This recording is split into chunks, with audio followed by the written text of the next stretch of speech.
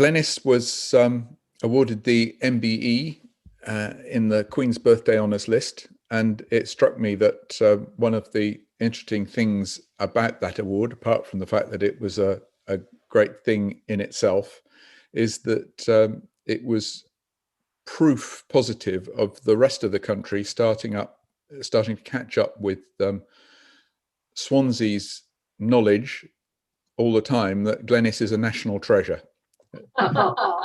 It's now becoming official.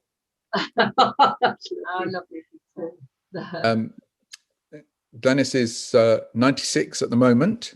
You're going to be 97 on 12th night in January. I remember that when I was growing up and I saw a lot of you, you never mentioned your birthday, but you always had a party on 12th night. Oh, yes. And it was at your party on your 80th birthday, I think, that Janie, your daughter, who's right next to you, I know, outed you and said that it was your 80th birthday today. So finally, we all knew that despite having a portrait locked in your attic, you were really the age you were. Can I say something? When yes. When the palace rang me, the lady said, "You're going to be awarded, you know, an honour." But we looked at the letter, and we see that you will be 96. You'll be 97. So we thought we'd better tell you now. That was in May, in case you're not here when the announcement is made. Well, I'm glad you saw it through, and you got here for us too. Now, I know you hate being interviewed. I do. But I also know that you love to have a good chat. Yeah, so this evening is a good chat. Let's make it that, and I'm looking forward to talking to you. As it's you, that's just lovely. I'm going to show a few pictures and just give a bit of an introduction, and then we'll get back to chatting again. So here we go with a few slides. I thought it was worth starting off with a reminder of your retrospective that was on in 2016 and 2017 at the Glenvivian Art Gallery. It was a wonderful way for the Glenvivian to reopen, and a fantastic opportunity to see the whole range of your work over a very long career. And it was a massively supported opening, hordes of people there, and a huge exhibition with work of all the different types and media over the decades of your work. And here you are standing next to some of the very earliest ones from the 1960s, one of which is in the Glenvivian collection. There were a lot of other things borrowed back from elsewhere too. Yeah. Oh wow! Now I remember that you studied illustration at first, and perhaps some of your work was more obviously representational, often romantic in quality and illustrative. But by the 60s, you were moving into kind of abstract representation of nature and the themes that have always engaged you. And I have to show this picture that was purchased by the Contemporary Art Society and given to the Glenvivian in 1961, because in the catalogue of our 80th anniversary exhibition for CASW, I showed it on its side, so I didn't realise which way up it went. So I'm obliged to show it here again tonight. Industrial scene. I forgive you. Well, you seem to think it looked quite good that way round, so. And here's a beautiful one from '68, which I think one can relate very much to what you've done more recently. This very delicate sensory landscape of Gower. Glenys always says that a good painting can be showed anyway up, and I think that's very often true. Yes. Well, in fact, the one that's untitled that you may appear on the screen now, we don't know which way this goes because it's got nothing written on the back of it. I think that's the right way up. This was one of your experiments in hard edge abstraction in the late 60s and 70s. Yeah. But that didn't really do it for you, I don't think, Glenys, did it? You enjoyed the colour, but not so much the ability to explore themes. Oh, exactly. And his colour bursting out all over in yes, the celebration. that was a card, yes, for the Welsh Arts Council, I believe. The National Museum, Yes. That's right. And one of my favourites from the exhibition. Oh yes, that's in Glenys Cour. Yeah, And was made into prints for the retrospective. They Right. sold out. Oh, really? Right. Yes, they sold out and had to reprint. It came in 2 sizes, but that was a huge success. oh yeah. And I remember in the mid 70s when I was a teenager, and we were seeing a lot of you that you were regularly doing cloud studies. You were fascinated by clouds, which I think are still visible in your work today, of course. But you're as preoccupied by the landscape below as the skyscape above nowadays. Yeah, that's fascinating. And collages. This exploration continued moving into a different area with these really deep collages, often using oil pastel, your own handmade paper. I remember you used to make it in the bath, didn't you? That's right. And it was and lots of gold. over the lawn. Yes. Yeah. Yeah. And I think Yes, since the 80s, you've particularly gone back to these rich landscapes that are very redolent of Gower, the coast paths and the moors and the headlands and the bays. From Langland. Well, The cliff path from Langland. Yes, it is. Yeah. Ooh, yeah. And here we are in one of the sort of North Gower pictures from 2015. Good. And Yeah. just yesterday, I was sent a slide of one of your most recent things from 2020. Yeah. That's one of the ones that Sally's kindly put on the website. So Oh, we're up to date. really? Yes. Yeah. Yeah, well, And I'll just say that if anybody's keen to see more of these images in print, there's a book that was done for the 2016 exhibition at the Glenvivian, and it's available from the Glenvivian by Mel Gooding and Kirstine Brandon-Dunthorne and myself, with essays about Glenys and, more importantly, lots of pictures. yes, yes. So that was a whistle top through the constant evolution of your work. You've always pushed forward, haven't you, Glenys? You'd never like to stay still. How do you feel about that? You're right, absolutely. Yes. I think, I started because of being taught by Kerry Richards, who was a man of few words, but those words certainly sank in with the students. Yeah. And his example, I suppose, was one of always developing his work, wasn't it? Always exploring and moving forward. Exactly. Yeah. And he sort of released me with, this sounds silly really, but I was working on something and I was doing a moon, a white moon. And I was working on this, and suddenly his arm came over my shoulder and he had a very big thumb and pressed his thumb into the paint, and it was absolutely perfect, It was so much better than anything I did, Yeah. That was a way of discovering serendipity. Yes, exactly. And it's funny, it doesn't sound very important, but it was important. I discovered that I could do anything, I could do anything. And the use of the thumb. Yes. The use of the hands, certainly. Yes. Yes. Yes. Mum is famous for not using brushes. Yes. Yes. So you're still doing finger painting, are you, Glenys? I am still doing things, but of necessity in a way, because now that my hands, I have arthritis in my fingers really.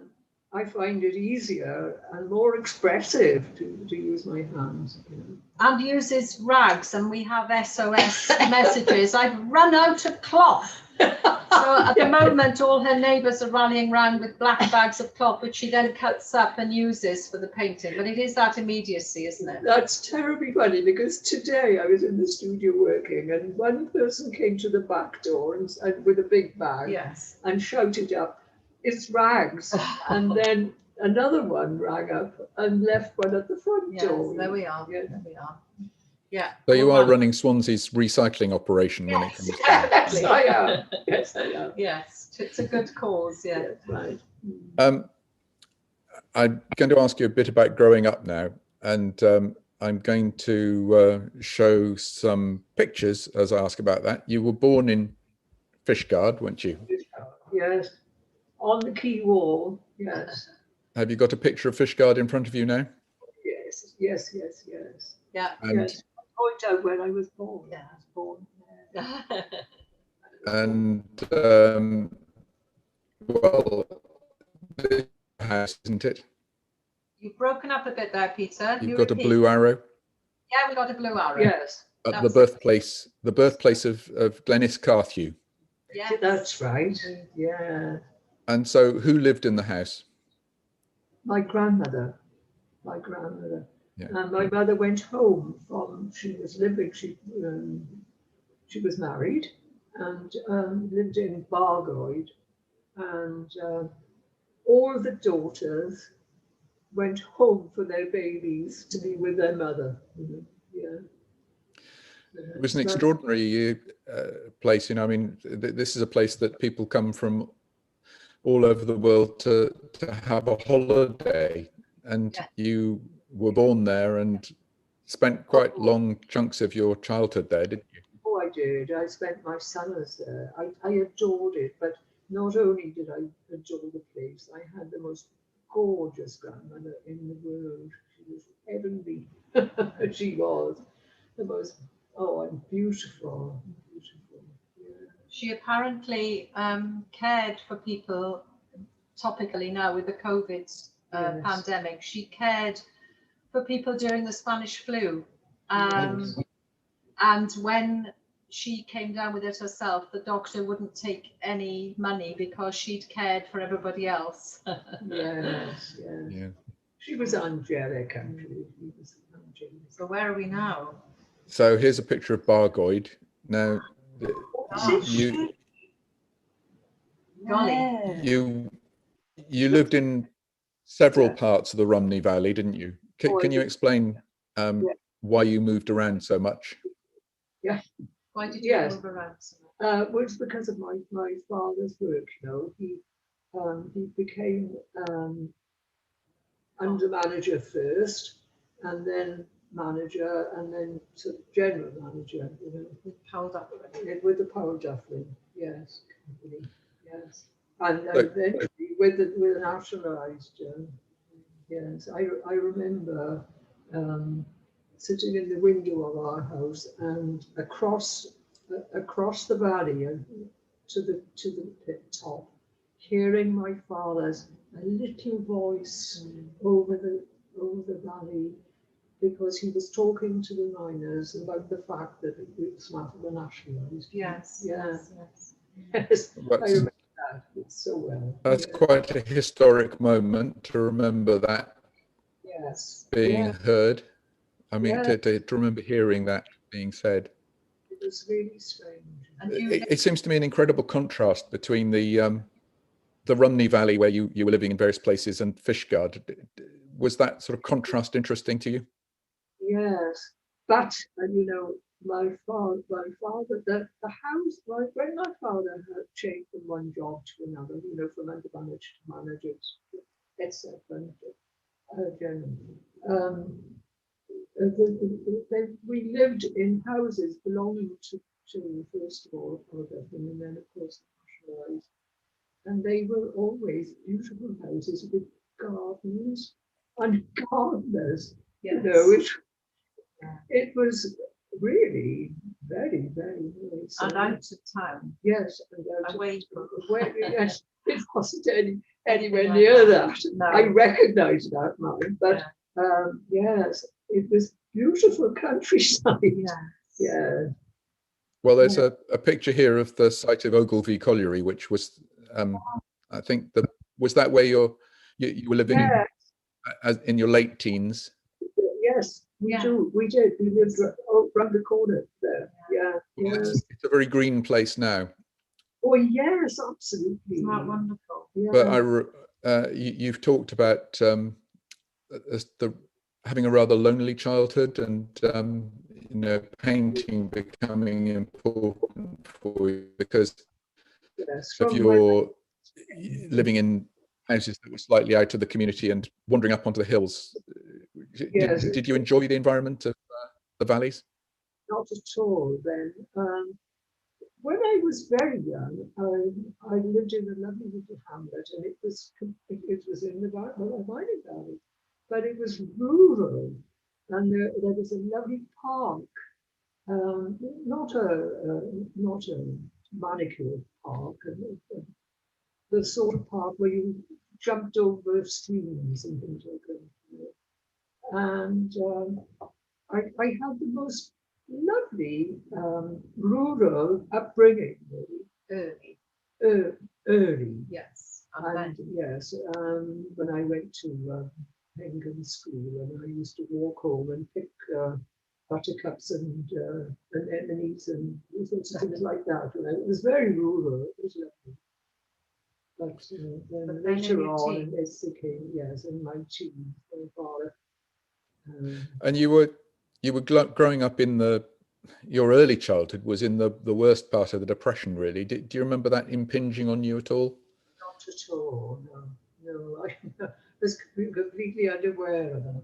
Yeah. I think it's impinged more on my grandmother, who felt uncomfortable within the community. Oh yes.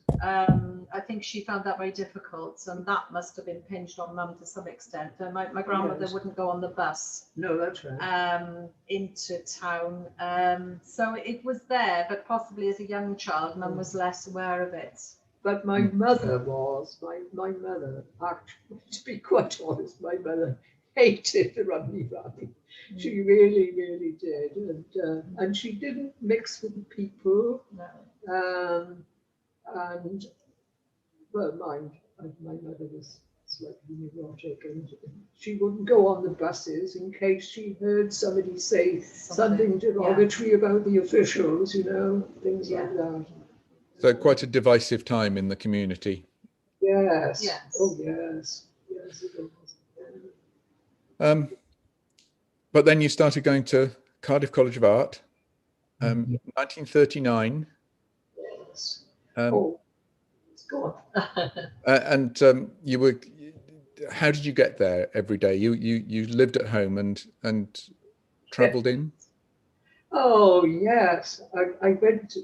Oh, it was so wonderful.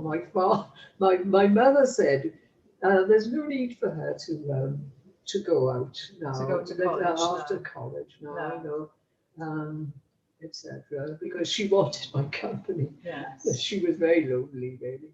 And there was plenty to do in the house, wasn't there? That's right. Yes, exactly. Oh dear. But your father saved you. My father was wonderful. He said she must go. You know, I wanted to go to art college, and he said yes, she must go. And it's funny, really, because my mother completely ruled over my father in everything to do with household. You know. Oh dear. Yeah. Yes, and then he won that one. He won that one. He won that one, yes. And I'm so grateful, you know. Imagine what my life would have been like. Yes. My God. Yes. Anyway. So here's a group at Cardiff College of Art. Yeah. lovely photograph of a whole lot of students, yeah. 1942. It must have been a very strange time to be at college. Well, it was, yeah. Well, it was because, for one thing, the enemy bombers were coming over at night, you know.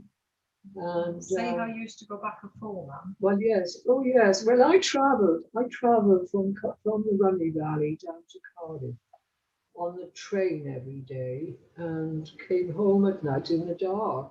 In the blackout. Yes, because it was blackout, and the trains were blacked out, and there was a tiny little light, just a tiny little light above each seat, and there I read.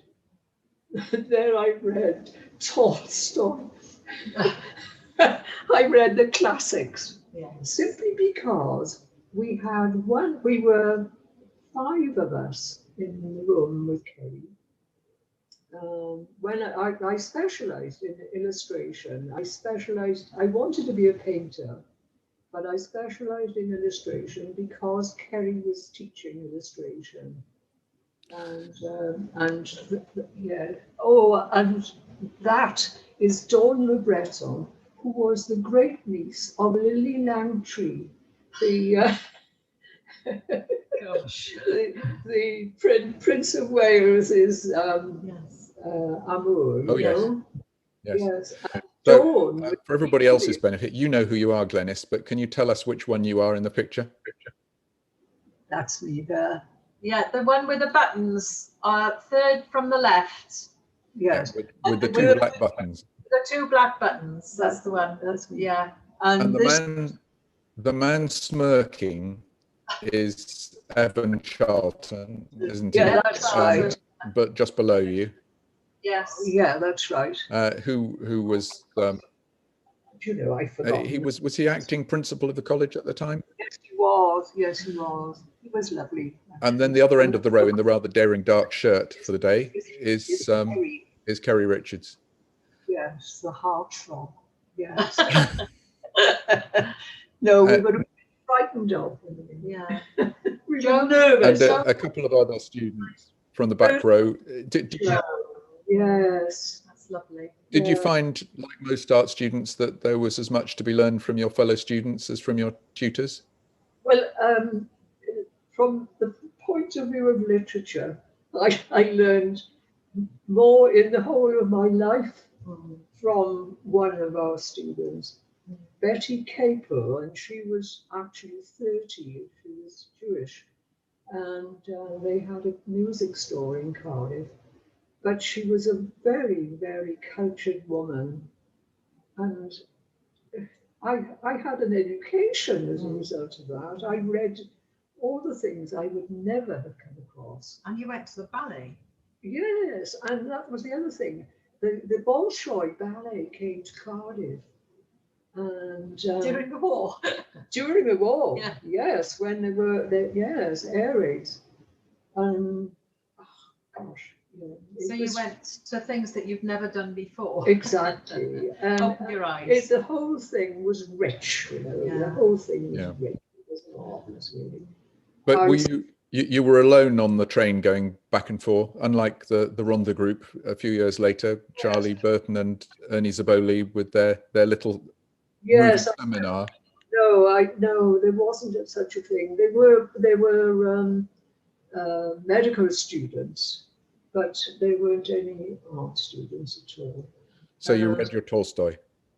So that's right, yes, I read all classics with a little light above me, you know, in the night on the way home. Yeah. But yes, it was a long journey to Bargoed, and then I got out of Bargoed and took a bus up to the Derry, and in the winter, by the time I got up there, it was dark, and my father would be waiting at the bus stop, you know. Oh, dear. Yeah. That's a lovely one of Kerry. Yeah. That's a lovely one. And 2 books, there's Mel's book. Now, yes, quite. Yeah. You described him as a heartthrob just now, and a great influence. What was it about him that? you know, when we were doing life drawing, we'd be sitting and we'd hear the door go and he'd come in and you could feel him moving round behind you. And then there was the tap on the shoulder and you got up and he didn't say anything. And he drew in the corner. Oh, and you know, he was a wonderful draftsman. And the thing I can remember is he would draw a line like this, and then where the model's buttock pressed on the wood, on the wood of the stool, it would come down, and then he would go, and it ticks. And I can hear him now, and his voice told you exactly what it was doing. It tucks in, say, and you could feel it, and then you knew, you know, the pressure was there. Oh, he was a wonderful draftsman. And the sad thing is, I kept all the drawings he did on the top of my work. And my mother threw them away. Oh no! Yes. Oh, Mum, that's awful. I don't think I've heard that before. That's dreadful. Yeah, it is. Oh dear. I was horrified, but she thought it was rubbish. Oh gosh. I have to say that Mum obviously learned from Kerry, because I've heard her ex-students say that she used to do exactly the same to them in the stained glass department in the art college, that they would feel her standing behind them and they would be waiting for the slight clearing of the throat, and whether it was going to be a that's the tale that Lisa Burkle tells, that tale of you as a teacher. So I think you learned from the master there. Yes. Well, and I know you don't suffer fools gladly as a tutor, Glenys, do you? That's very true. I once showed you a little something I'd done myself when I was a teenager, and I was really very pleased with it. So I showed it to you, and I wasn't at all pleased with it 5 minutes later. Lovely. Oh, but it was good for you, Peter. It was good for you. So Kerry was in touch with a European world of art, wasn't he? He travelled and he got lots of friends who were in the European world. How did he connect that to you? Oh well, yes. And the thing is, we had a small room. We were doing illustration. As I say, I wanted to be a painter, but Kerry was doing illustration, and I was determined to have him. And we were just 5 of us in this room. But he used to bring magazines. Oh, he did, yes. I don't know how he got hold of things from Europe, you know, but he did. He didn't question it. And he introduced you to collage, didn't he? Yes, he did. Yes, he did. And I took to collage immediately. Yes, I've always loved working with collage. It's hard for us to think now of. It's releasing, yeah. It's hard for us now to think of collage as being a novel technique or method, but it really was, wasn't it? Yeah, absolutely. I don't think I said this. I will always remember when I was doing illustration, I was, for some reason, doing a moon. Oh yes, you said it. The moon. Yes, and he pressed, that's it. Yes, yeah, and it was that was when it was. Yeah. It was when I was doing. Yes, and he pressed his thumb in. Yeah. And there it was. Yes. And as I already said, I can hear it now. Yeah. You must remember I'm 96. I'm likely to produce the same thing over and over again. No, but 96, I'm working daily in the studio, and you talked a little bit about development earlier, Peter, and I think a huge amount of it is the drive that Mum still has, that Glenys still has. I'm right about that, aren't I? Yes, I'm afraid so. What is it that makes you go in the studio? I know you go in the studio every day, don't you? I do. What makes you do it? Necessity, I think. Well, the next thing you do is going to be the best thing you've ever done, actually, I think, you know? I think that's what it is, really. You can't say I'm enjoying it. No, you can't. It's a struggle. It's a struggle, and you can never get what you really want. You know? It's never. It's not the same as Picasso, if you know what I mean. I'm sure Picasso was exactly the same as you. I don't doubt it for a minute. You may be right. I don't believe it. No, I think it's the creative drive that. Yes, it's a daily. Yeah. You know, I know there is pleasure in it, Yeah. but Mum also talks about it as a curse. Yeah, well, you know, you have to do it, really. You know, you just have to do it. And you spend long days in the studio? Oh yes, yes. Mostly, well, I do eat, but yes. And James just bought me a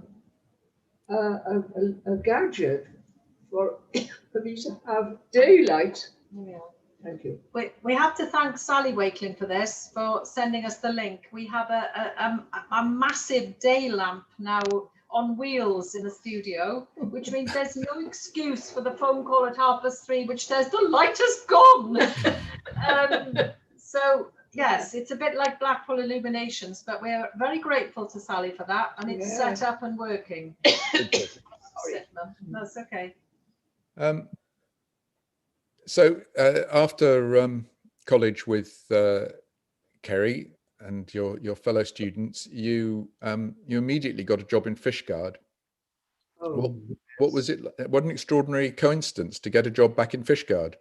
Yes, it was very strange. I actually applied for jobs, and I got a job in a boys' school in the north of England, and I was going there. I didn't go there for an interview or anything. I just got the job, and I went down to Fishguard for my holiday. And when I was there, somebody said to me, the art teacher has to go back to Swansea because her mother's very ill and she's given up her job. So I shot up to the grammar school, and I met the headmaster, and I said that I would like the job, and I got it just like that. It was gorgeous. Oh, it was so good. I was living with my grandmother and my aunt, Auntie Rhymney. Auntie Rhymney, and they were both heavenly, you know. They were, it was wonderful because my mother was difficult, and that's a very nice. It's an understatement. It is really. Well, she was, you know, she was sad. She was sad. She hated the Rhymney Valley. She hated everything to do with coal. She really did, honestly. Yes. And but she was very much in love with my father. This was the trouble, really. But you know. Yeah. So, did you get any chance to do your own work when you were teaching at Fishguard? Yes, I did some, but not as much as I should have done, really, because I had the loveliest life. I was living with my mother, with my grandmother, my aunt. The grammar school was gorgeous. It was small. It was Describe your room, and with the man coming in to put the coal on the fire. Yes, the school was a stone-built building with little steps going up to it, and it was very, very old. And it didn't have central heating, but it had a big fireplace in your room. In my room, behind my desk, and a little Irishman, always black as coal, used to come up while I was teaching with a bucket full of coal behind me, stoke the fire just behind me, and then disappear. But didn't you have a view from your window there? Oh, I had a view straight across the sea towards Dinas Head. Oh, and all the interior, you know, it was gorgeous. And the children were country children, and they were so lovely. Oh. And you had a good social life, Mum. I had a fantastic social life. I eventually had a nice boyfriend who was away in the army, but came home. And if I married him, I often thought at the time that I might have done, you know. He was the son of the bank manager, and he was on his way to becoming a bank manager. And I thought, oh, that would be lovely. I'd be in Pembrokeshire, and this was cozy. But actually, he married an English guy and went to live in the Bahamas. Oh. I can't think of anything I'd have liked less. Living in the Bahamas. Instead of going to the Bahamas, I'm going to show you where you went. Oh. Yeah, I'll go and get some supplies now. Have a look. Yeah. Wait, what you saw when you walked out? This is where you decided to go. Oh, that's right. Yes, so I decided. So, you know, I had a boyfriend. Glenys, could you lean forward a little bit, just a little bit for the microphone, or speak up? All right. Yes. Gosh, yes, that was what I came to. And I wanted to be nearer to him, really. I remember you saying Yes. that Evan Charlton, who was an HMI, having left Cardiff College of Art, turned up in Fishguard and found you there. Yes, he came into my room, in this cozy room, looking over the bay with the fire.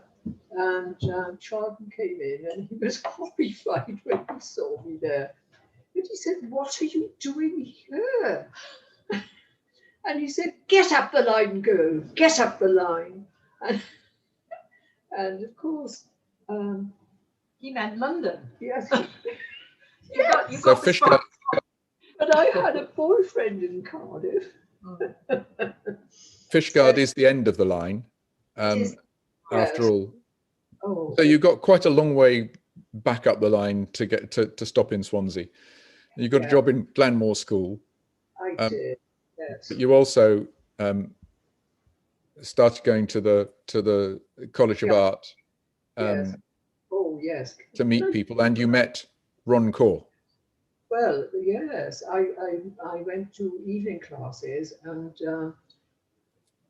I did life drawing, and my life drawing caused a stir because it was the sort of drawing that we did with Kerry, and it was passionate drawing, you know, black, etc. And George Fairley and Fred James both came round and stood behind me looking at this drawing. And then they said, "Oh, come with us." And I went, and they took me down the corridor and they took me into the sculpture department. And they said, "This is Rhymney Cour. He's just arrived back from London, from the Royal College of Art." And I looked at him and thought he was rather nice. So don't tell anybody about this. This is a secret. This is a secret. Yes. I went to the cloakroom, which was at the end of the corridor, and I waited. And when everybody came, I waited, until I heard his footsteps coming up the corridor. Yes. Speak up a bit, Glenys. Yes, I know you're telling us an intimate secret. You don't have to speak up. It is. She's whispering. Yes, I was. I waited until I heard his footsteps come up towards the door, and I dashed out, and I bumped into him. And walked down the stairs together. And when we got to the bottom, he said to me, "Would you like to come for a drink?" I had never been in a pub in the whole of my life because my family Teetotal. Teetotal. And my grandmother as well, you know, a lot. Golly, yeah. And so I said yes. And I went with him down to the Ivy Bush, you know, the High Street in Swansea. Mhm. And we went in, and the first person Ron saw, was Dylan Thomas drinking at the bar. And Ron and Dylan were in school together. They were in the same class, you know, all the way through. So that was my first, Your initiation. my initiation into life in Swansea. From then on, Yes. it improved. Yes. And you got married to Ron in 1949. Ron was a sculptor, been to the Royal College and was teaching at the Art College in Swansea. And this is one of his sculptures that you've got, which is very much drawing on the Dylan Thomas imagery, the force that through the green fuse drives the flower.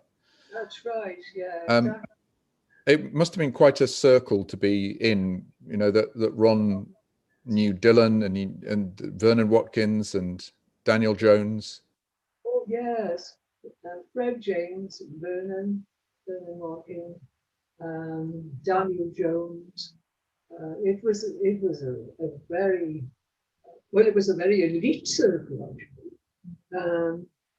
but it was also a very sociable circle. This showing. We went on to the glass then. Yeah. Which is, Yeah, sorry, that's okay. That's the one that's in the old grammar school, isn't it? That's right. Yeah. Yes. In Swansea. In fact, we need to find out what's happening to that. Yes. Because I think the building's out of use now, so we Yes, need it to is. sort that one. I think it is. Yeah. Mhm. So life from then on was great. Yeah. And Ron was obviously very encouraging to your work, but also you had a similar view of romanticism and landscape and abstract imagery. And I know you had a couple of exhibitions together. Yes. And yeah, we did. He got you working. Yes. I think that got him working actually. My memory of it. That's right. Yeah, look at that, the Dilwyn Gallery in the Southwest Group. Well. And you I think one of the things that's been very interesting about your career, Glenys, is that you and Ron too were always very involved in organizations with artists. So I was thinking back and there's a South Wales group catalogue that you did the cover for. Yes. And the Dilwyn Gallery, 1962, which was the predecessor of the Attic Gallery, wasn't it? You did a cover for them. So you were in the Welsh group, you were supporting the Contemporary Art Society, Swansea Art Society, I remember you were president of that. Yes. Association of Artists and Designers in Wales, and the Friends of the Glenvivian. Yes. It's very unusual for artists to oh yes. It's very unusual for artists to be that involved in organizations. Why did you do it? Well, I'm sociable, I think. You know, because I had such a lonely teenager. Yeah. But barren. Yeah. And because of the fact that my father lived outside villages and you know, there was not mixing or anything. And but that's really why. And I've been sociable ever since. I don't think there would have been, to be honest, a great deal of mixing with your mum anyway. Oh no, my mother didn't at all. She knew nobody. And you were.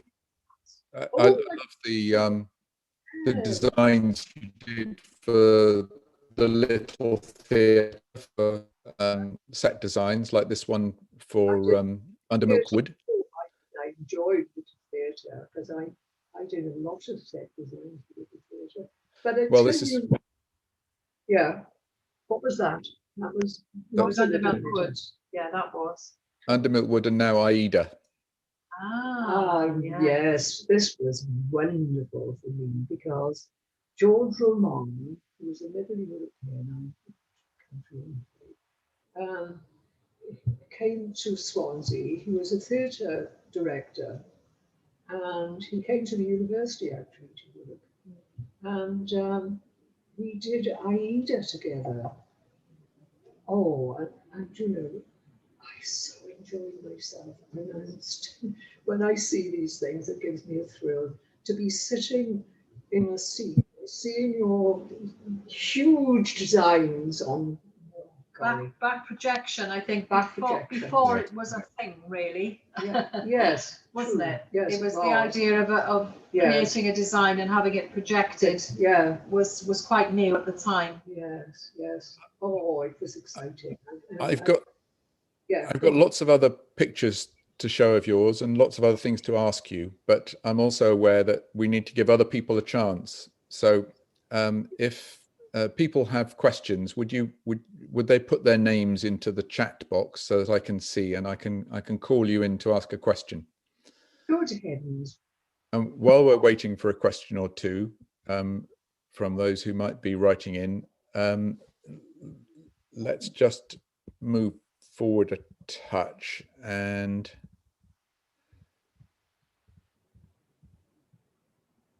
I was going to mention an exhibition that you had in Exeter in 1982, which I think produced a really wonderful phrase about your work in The Guardian as a review.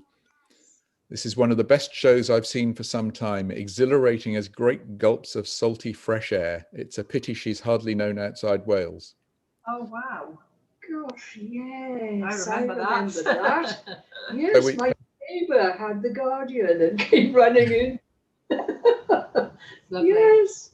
Well, yes. Was that Wakelin neighbour? No. The other one.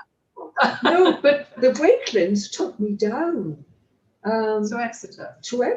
Yes. And with all my work. Oh, they did. They were fantastic. Extended family, Peter. Yeah, it is. Now, Ron sadly died far too young, didn't he? And he died in 1978. You were only 54. Oh God, yeah. But you really threw yourself into your work, and that sort of got you through. Yes, exactly. Yeah. I love this picture of you in your blue boiler suit, which is that was my teaching suit. That's in Queen's Road. Look, with the glass behind in the door. Oh, that's in Queen's yes. Was it? Yes, it is. Yeah. Yes, it is. Golly, Mum, you're cleaning the glass. I'm sure I was. So, one of the questions I wanted to ask you is, what is it about blue, Glenys? Yes, I do. I'm still the same. I love blue. We were just looking at the website before we came on air, and the quotes about ultramarine. And yeah, we were nodding vociferously. Yeah. Oh, I love blue. There's a greater depth to blue than anything else. But it's the sky, the sea, the distant hills. Yes, isn't it? True. If you think about it. Even God liked it better. Even God liked it better. But the one colour that Mum doesn't like is green, except when you go back to the old collages. No, that's absolutely true. I don't like green. We don't buy green paint. No, we don't. Do we? No, we don't. It's never on the list nowadays. Yeah, that's right. No, nobody's yet sent me a question through chat, so I don't know if that's working properly, because I'd be expecting to see some questions coming in. Maybe we can look at some more images. Yeah. Perhaps there's nobody there. Oh, I think there is. Stained glass was something that you started. Oh, teaching. yes. When I came to Swansea, I didn't know there was such a thing as a stained glass department in the college. And when I discovered that, I asked Ron to ask Howard, who was in charge, Howard Martin, whether I could come and study downstairs, which meant because the part of the department was downstairs. In the basement, yes. In the basement. And Howard was very kind. He gave me a light box and he said, you can use any of the glass that the students throw away into the bin. Yes. Which I did. And it's terribly funny because that piece of work was sent up to London to the best craft in the United Kingdom exhibition. Yes. In, oh dear, what's the name of that huge gallery? Not the Tates, Royal Academy, V&A. Wait a minute. Not the Tates. Oh, it's good. No, I can't. Well, it's terribly well, you know, it's very prestigious, is all I can say. Not the Royal Academy. No, it has much better than Royal. Oh. It's a very The bee's knees. There we are. Yeah, it's the bee's knees, and I'm ashamed I can't remember. Doesn't matter. The V&A. Oh, the V&A. V&A. Yes. The V&A. There we are. Yes. Right, I have questions streaming in for you now, Glenys. Oh my golly, God! darling. Right, So, okay. the first up was Robert Harding. So if Robert would unmute himself, he can come in and ask a question. Oh, Rob. And turn his camera on. Yes, you can. You don't mean it. Oh, yes. Robert, are you there? Rob? Where is he? All right, I'm here. Yeah. I don't know whether I've got a camera, but never mind. Can you hear me? I can hear you. Yes. Right. I've got two questions, Glenys. Yes. I know you're a great cook. Do you think that there is an analogy between cooking and painting? You know, you experiment, you set up contrasts in your work. Is that important to you? I've never thought of it, but I tell you what does apply in this way. You're a good cook. Yes. There he And is. you do. Can you see Oh, him at there the he top? is. Yeah. Hello. Hi, Rob. Yes, you're a very good cook, and you do beautiful sculptures. Yes. This is, you know, a There's- loaf of bread, yeah. piece of sculpture. Yeah. But the related question is, Glenys, you also never allow anybody into your studio, and therefore it's very much more private in some ways. So do you think it's more like alchemy rather than cooking? You know, you're turning some sort of base material into gold, as it were, but you don't want to share the secret. All I can say is, oh, dash, no. I think part of it is that I have to say my mother is very messy. Oh, yes. And we have taken photographs of the pieces of glass that she uses as palette. She never puts, I'm the person that reorders the paint, I know about this. She never puts the top on a tube. No, Am I right? Absolutely. Yeah.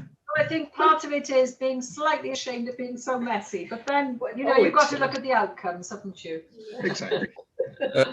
There's a question here from, thank you, Robert. I hope you've, it's great to see you. A question from Susan Daniel McElroy. I'm sorry, I'll say that again. Susan Daniel McElroy, who was formerly director of the Mostyn and Takes and Dives. And Susan, do come in if you can and ask your question. If you speak, Susan, there we are. She's muted. Oh, there Hello, she is. Glenys. Oh, good. Hello, Peter. Hello.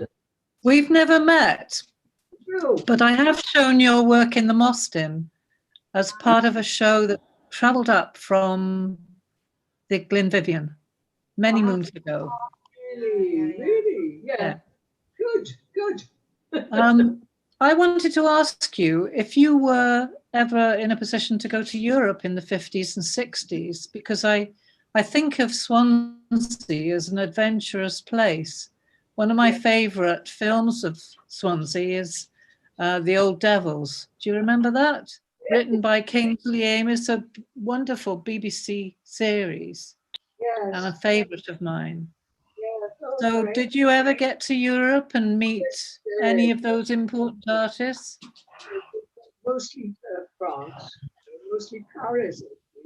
Yeah. We did. We in 1967. My father won a Leverhulme Award, and we went. He said that if he'd gone on his own, he could have stayed in the best hotels. My mother said I would have none of it. She said, if you're going, we're going with you. So between my primary school and grammar school, we went for 6.5 weeks. I had to have special permission to start late. And we travelled by train right through Europe. We went to Paris, Milan, Rome, Florence, and Amsterdam.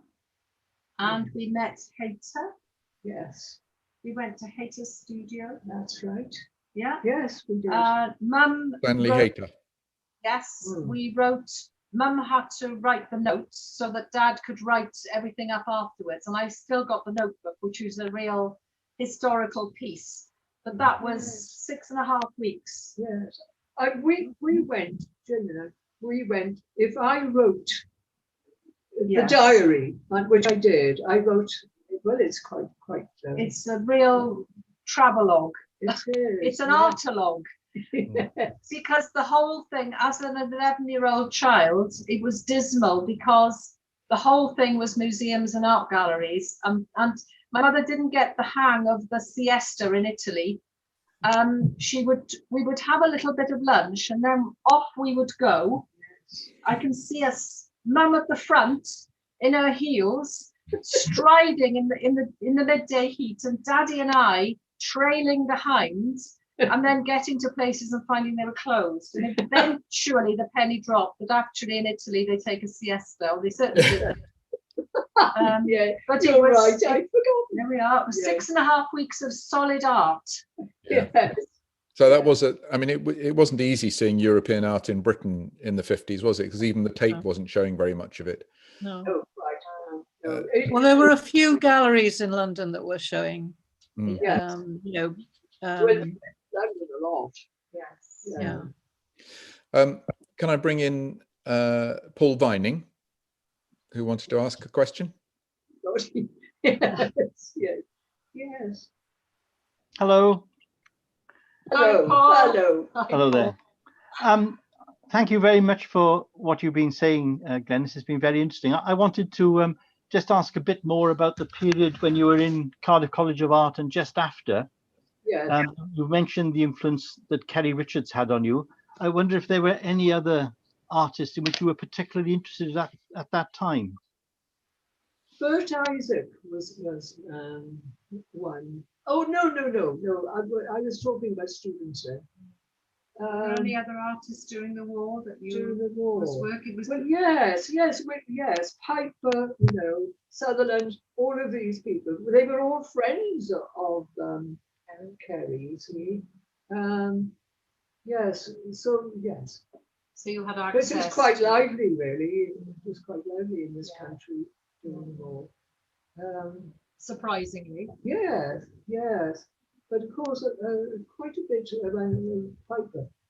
Quite a bit was done as war work.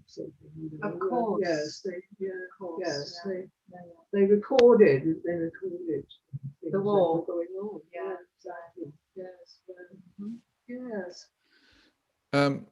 Thank you. And Sarah Toombs wanted to ask about your landscapes. Sarah, come in, and I'll at the same time try and show some landscapes. I don't know if I can get onto the video because it says right, here we are. Yeah. There we go. Hi everybody. Hello. Really enjoying this. It's really interesting. I've seen many of your landscapes, and I've always found them really evocative, moody, but almost dreamlike, and especially with those really expressive, almost like Nolde colouring, colour sort of schemes. But I just wondered, are they Gower landscapes, or are they from your memory? Because I'm not quite sure. I know that your house looks out over to the Gower, Yes. or to the Mumbles rather. I just wondered, are they specific landscapes, or or are they from your imagination and your memory, or I think the analogy is that That's your view. a poet, yes, that's my view, yes. A poet will talk about a subject, but he does it through his own language. Yes, through his poem. But the subject matter is factual. Yes. Is factual, or an experience. But it really, as I say, goes through your language, which is visual. Yeah. I think Mum does make notes, sketches, when she does go out and about, which hasn't been a great deal over the last year, it has to be said. But it's always, interestingly, black on white paper. Yes. So the things that are taken from landscape tend to be the form. That's right. Am I right in saying You're that? absolutely right. And then the colour is something that comes from inside her. Yeah. Yes, it's about mood. Yes, they are very moody, aren't they, and evocative. They're all about mood, but I take it would be a bit boring if I was just thinking about this way. So I really need to have sketches and drawings. Yes. When I go away in a car, particularly like sitting about, I always take a sketchbook, and I'm drawing the whole time. And a black felt. And a black felt pen. That's right.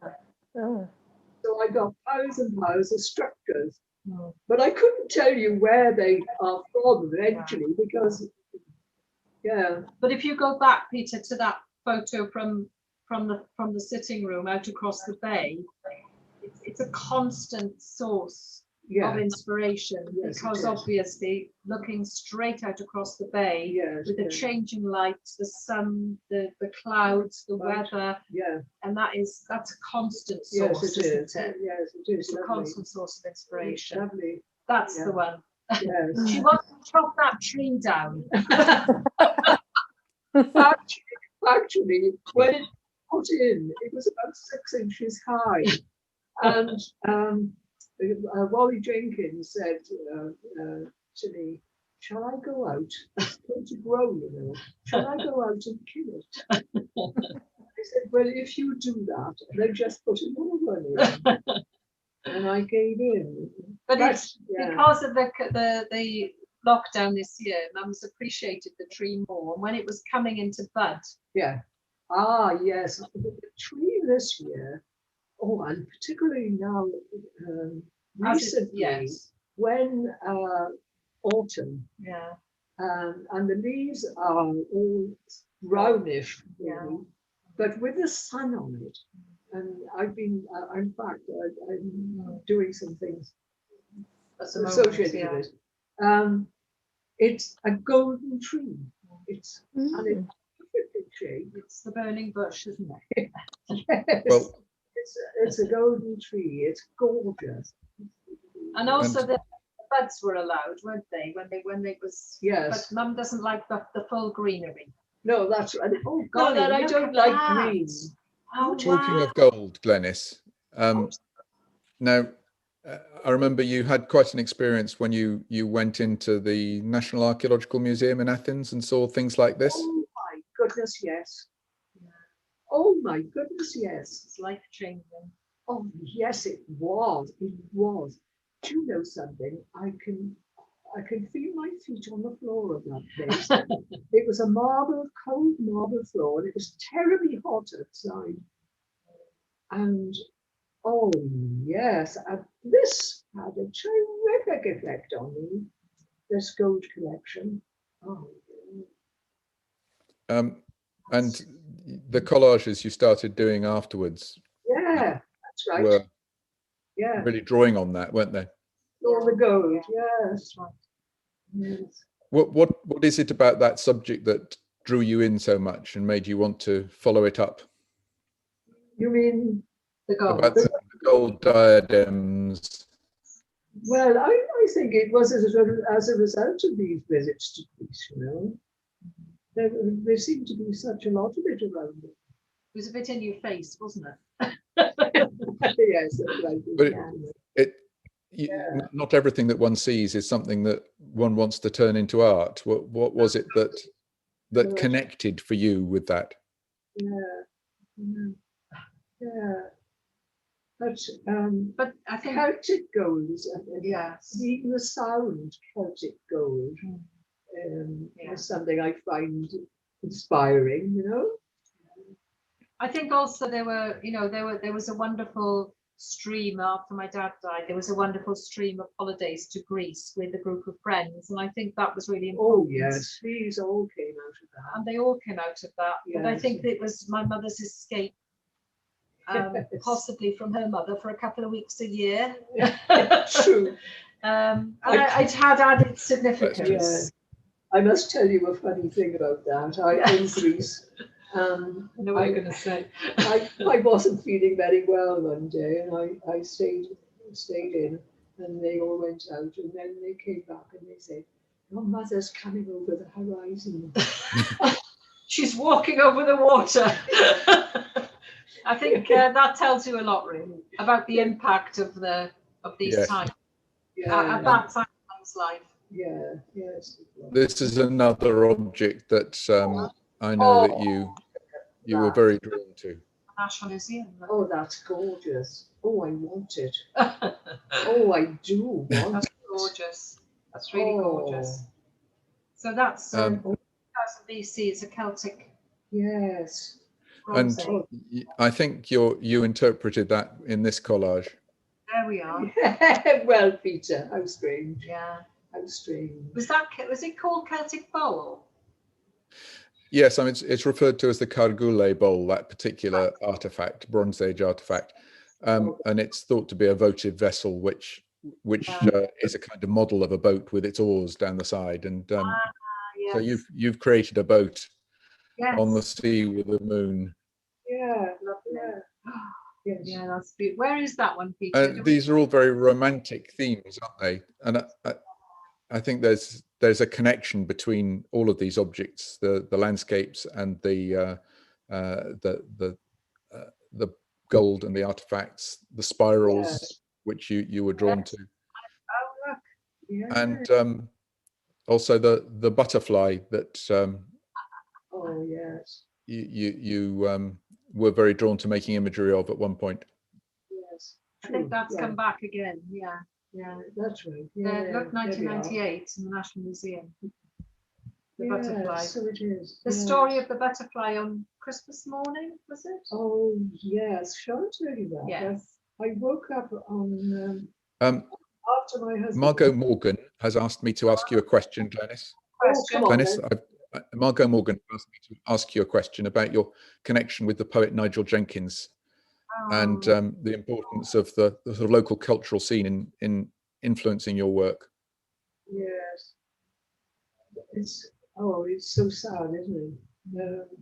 I remember just before he died, he came to my door and said, "Oh, you must come with me. You must come with me." I said, "Where?" And he said, "In front of my house, right out." The tide was very far out in the bay, and they'd found a Roman path which was going towards Swansea, and it was pretty intact. And the wood, there was wood, and it was still intact. Unfortunately, it wasn't long before he died, and I almost regretted it. He was so keen on my seeing this, and I said, "Oh, but it's all muddy and stony." And yes, and he said, "Oh, well, I'll hold you up over the stone." I didn't really believe it. Anyway, I didn't do it, and I've regretted it ever since. It's a shame. It's a shame. Sadly missed. Yes, Nigel. Yeah.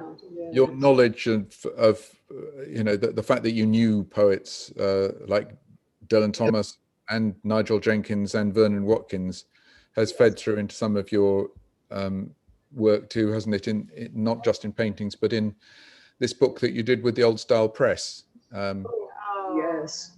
That was the most wonderful experience. I was in the Mission Gallery, and Nicholas came up and held my elbow and took me towards a collage I'd done, a black and white collage, and he said, "Would you like to design some illustrations for the Old Style Press?" And would I?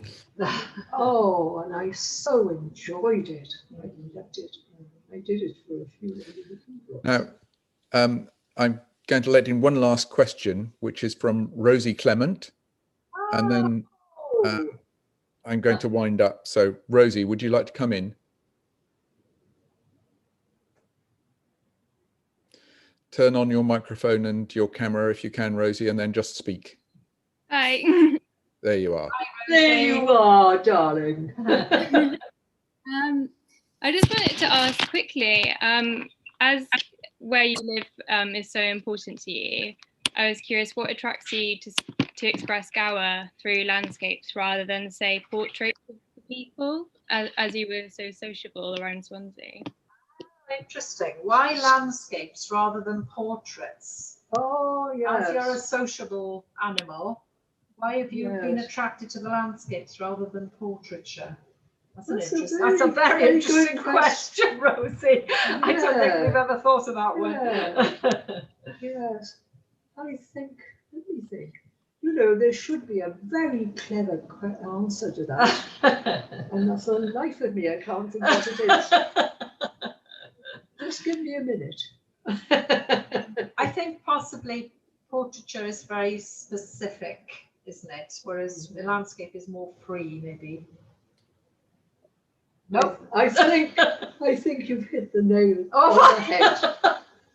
Yes. Well, I'm glad of that. I'm glad you didn't say yes. Go on. And I must say, I love the fact that you're a rose with two other roses on the screen. There we are, Rosie and the Roses. Rosie and the Roses. On the screen, that's lovely. Right. You look very beautiful, darling. There are a couple more comments coming in, and I'm just going to relay them to them and then call it to a halt. There's a question about sense of place being so important to you and the power of colour. And there's a point, that's a point more than a question really. And also Lisa Hahn has asked if you can elaborate on your relationship with Dylan Thomas. There was that last occasion you saw him, wasn't there? Tell us about that, Glenys. Party? Oh, yeah. When you were expecting me. It's my claim to fame.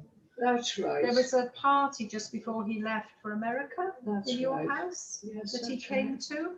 Yeah. Yeah. Wait a minute now. I saw him a couple of times, but I remember you saying that he came to a party at your house just before he went to America and died. That's right. It was when I was expected. Oh yes, I was. Yes, you were very pregnant. I remember. I was very, very pregnant. And one thing he said was, apropos, it must have been apropos. He said, I lost my virginity. Yes. On the grass in the middle of Glenys School. I don't think he was the only one. I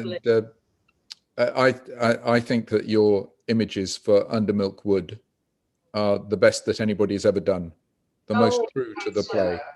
That's lovely. Oh, darling, what a lovely thing to say. Coming from you, I really appreciate that. I'm going to just say that if anybody would like to see this again on YouTube, it will be available in a week or so's time. And to end with, I'd just like to say it'd be really good if everybody could turn on their cameras and unmute so that we can give Glenys Cour MBE a round of applause. Peter, do I need to go to view? And yes, go to go to gallery view. Right. So all the people that have been And you'll, Gallery view. Glenys, you'll now have the horror of finding out just how many people were watching.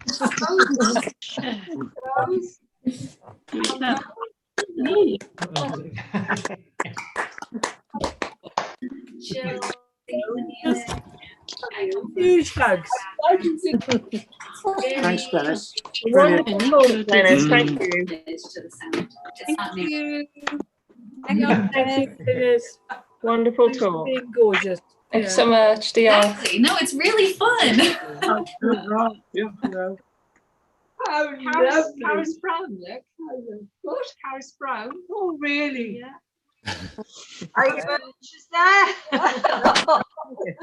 Dear, dear. Hello, hi Glenys. Hello.